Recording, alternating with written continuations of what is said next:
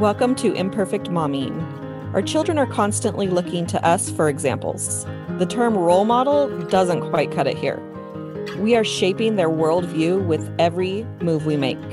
You see, it's not in the lectures we give or moments where we are actively attempting to teach them. It's in the micro movements we make, the unconscious ways in which we navigate life.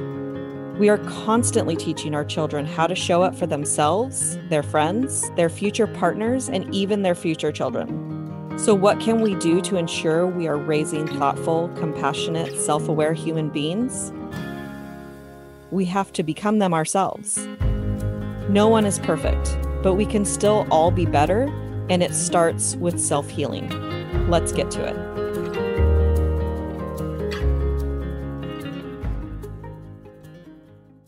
Welcome to Mom Happy Hour, and if you are listening on the podcast, welcome to Imperfect Momming Podcast.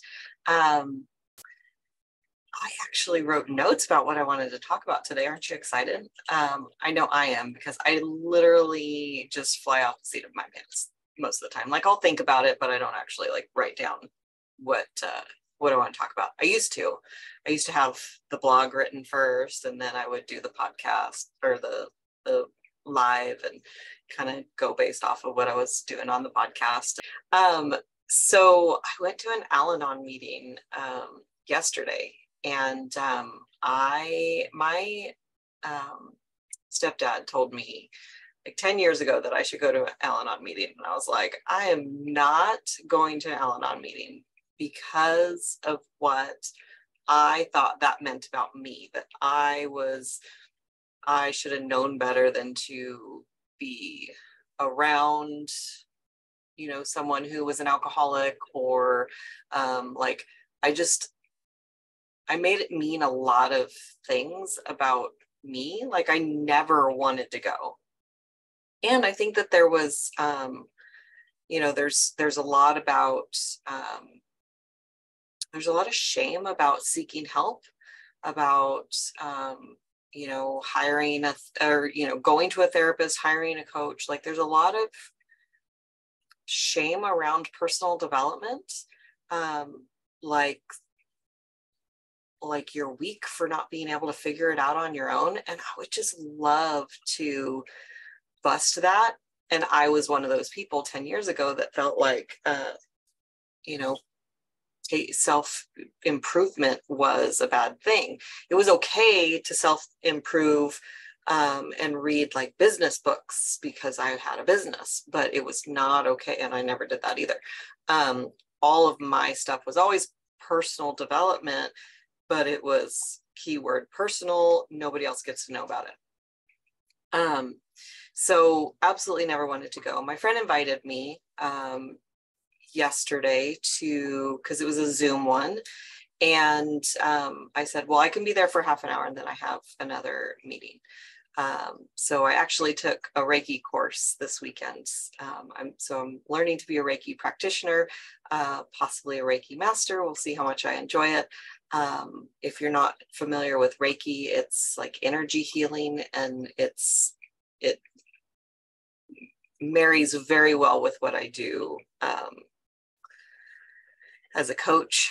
And so I'm excited about learning more and doing that more. And if you're in my area, I might, volunteer to practice on you if you volunteer to be my guinea pigs. So the Al-Anon meeting was really interesting. If you're not familiar with Al-Anon, it's as far as what I understand is it's, AA, Alcoholics Anonymous, is for alcoholics. And then Al-Anon is for people who are connected to, who are like family members of alcoholics. And, if that's you, if you're in a situation that you think is, you would benefit from an Al-Anon meeting, let me know. I'd be happy to refer you to the one that I went to, because it was actually pretty fantastic. And I know that, you know, the person that I used to be wouldn't have gone, but the person that I am now still kind of had a little bit of reservations for going. And I actually had to tell myself, this isn't for me, I'm going for my friend. So there is a little bit of a stigma still. And then mostly it's like the fear of the unknown. And so your mind creates like you don't know what this is going to be like. And so here's your tailor-made fears for why you shouldn't do it. Our brain is really good at coming up with every single thing that we've ever been afraid of and using that as a reason to stop us from doing things that we're not sure about. But the thing, someone was sharing a story about the person that they love who's addicted to a substance. And for me, the profound thing that he said was that my experience is my experience and their experience is their experience. And what, I don't remember if he said this or not, he probably did, but what I want to add is that both experiences are valid and both are right. And you might be thinking, well, so-and-so did this and they are for sure not right. Like they have wronged me and this is why. This is why they're wrong. This is why their experience is wrong and why their experience is not valid and why I'm right and why my experience is valid. And if those thoughts are going through your head, believe me, I understand. I understand so much. And I'd forgotten because I haven't had conflict in a long time with really anyone. Like no one knew for sure. The people that I invite into my life now are not typically people that I have conflict with. And I had a conflict with someone, and it was good to know. It was good. It was a good experience for me because it showed me what patterns I have that are still very much active. And one thing that was irritating to me in recent events was when someone that I know got triggered by someone else that I know, and she went to this person with her trigger and she said, this is why I'm triggered by you. And they had a whole conversation. And when I have a trigger, I deal with it on my own. And then if it's appropriate or necessary, I will go back to that person and I will explain the trigger. And most of the time, I would say 95% of the time, I deal with my triggers on my own. I don't go running to different people to tell them what happened. And something happened, and I told probably 5 or 7 people. And I was, and like the first person I told was like, oh my gosh, I can't believe that person did that. And the next person I told was like, oh my gosh, that is so crazy. I can't believe that person did that. And then I was feeling validated for my feelings. And so I kept on going and I told several different people. And then I was like, oh yeah, this is the old, like pre-coaching Alicia that's showing up right now. And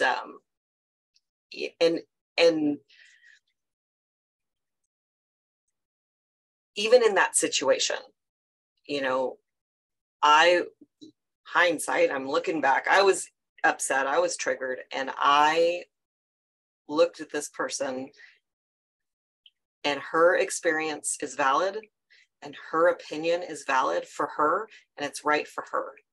It is completely opposite of my experience and what I feel was valid, but her experience is her experience and it feels valid. And the reason that we don't think that it's right, or the reason that we don't think that it's valid, is because we've experienced that and been hurt by it. But if you think of any situation, you can find 500 people that will agree with you. And you will find 500 people that agree with the other person. Because we've all been hurt by different things. And everything is like, if this person's been hurt by this thing, then they're going to find your point valid. But if someone else has been hurt by your perspective, they're going to side with the other person. Like that's human nature. That's how we operate. And after I had already like decided what I was going to talk about today, and I'd written my little notes, and I was like, oh, I need coffee. And so I went and I got coffee, which I haven't had a sip of it because it's too hot. But look at my mug. It says I'm queen of everything.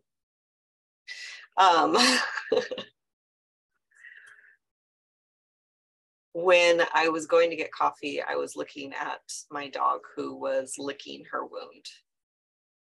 And we're not 100% sure what happened, but she came back and she had a puncture in her leg, her front leg, and I think in the back leg, or maybe it was the two front legs. I don't remember. She had a puncture on two different spots, and she was sitting there licking her leg, and I thought, oh, she's healing herself. She's cleaning herself.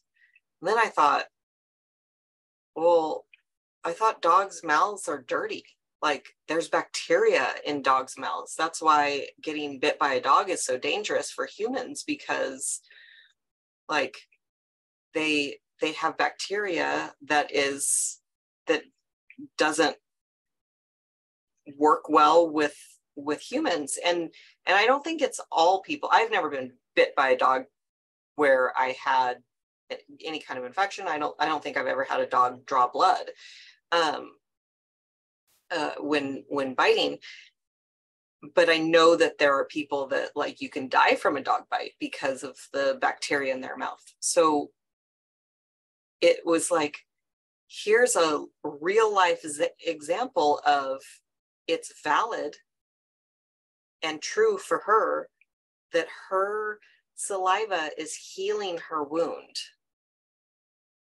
And it's true and valid for other people that if she bit them, that her saliva would be treacherous and what's the word I'm looking for? Toxic to someone else. And I was like, oh, I really appreciate universe. I really appreciate that physical example. That real life example is awesome. So I hope that you have found this valid and true, unless you were hurt by it, and then you won't agree. But you know, I really do hope that you found some value inside this this episode. And there will be another episode of Imperfect Momming podcast coming on Thursday, and I'll be back next Monday for Mom Happy Hour. And until then, keep healing. Bye, guys. Thank you for tuning in to Imperfect Momming. It's time for us to step up and realize that our power is not in trying to shape our children. Our power lies in shaping ourselves into the people we want our children to model themselves after. Don't just do it for your kids. Do it for yourself. When you become a more self-aware, compassionate, and confident person, you and everyone around you benefit. For more information about me and my work, visit AliciaLyons.com. That's ALYSIALYONS.com. See you next time.